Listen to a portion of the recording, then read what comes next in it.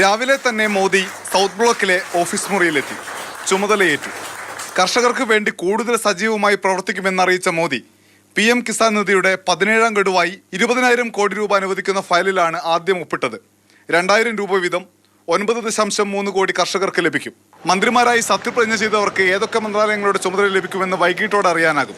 അമിത്ഷാ ആഭ്യന്തരമന്ത്രിയായി തുടരും. രാജ്നാഥ് സിംഗിന് പ്രതിരോധം തന്നെ ലഭിക്കും. ധനമന്ത്രാലയത്തിലേക്ക് പീയൂഷ് ഗോയലിനെ പരിഗണിക്കുന്നുണ്ട്. BJP അധ്യക്ഷൻ JP നഡ്ഡയ്ക്ക് മന്ത്രിസഭയിൽ മികച്ച പരിഗണന ലഭിക്കും. നിതിൻ ഗഡ്കരിയുടെ മന്ത്രാലയത്തിന് മാറ്റത്തിന് സാധ്യതയില്ല. സുരേഷ് ഗോപിക്ക് സാംസ്കാരിക മന്ത്രാലയത്തിലും ജോർജ് കുര്യന് വിദേശകാര്യ മന്ത്രാലയത്തിലും ചുമതല ലഭിക്കാനാണ് സാധ്യത. അതേസമയം 18ാം ലോക്സഭയുടെ ആദ്യ സമ്മേളനം ഈ മാസം 18-ന് ആരംഭിച്ചേക്കും. ആദ്യ 2 ദിവസം അംഗങ്ങളുടെ സത്യപ്രതിജ്ഞയായിരിക്കും. അതിനുശേഷം സ്പീക്കർ തെരഞ്ഞെടുപ്പ്. ഇക്കാര്യത്തിൽ അന്തിമ തീരുമാനം ഇന്ന് വൈകിട്ട് ചേരുന്ന മന്ത്രിസഭാ യോഗത്തിലുണ്ടാകും.